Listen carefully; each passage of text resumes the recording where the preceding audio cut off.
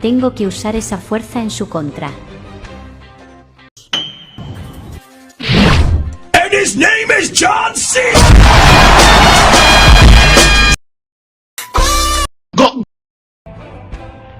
Ese sonido fue dentro del tren.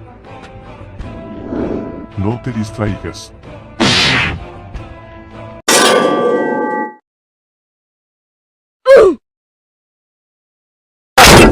¿No crees que ya fue suficiente? ¿Qué quieres decir? Aunque seas una persona mala, créeme que no me da placer hacerle esto a alguien. Eres alguien que incluso tiene piedad, hasta con sus enemigos.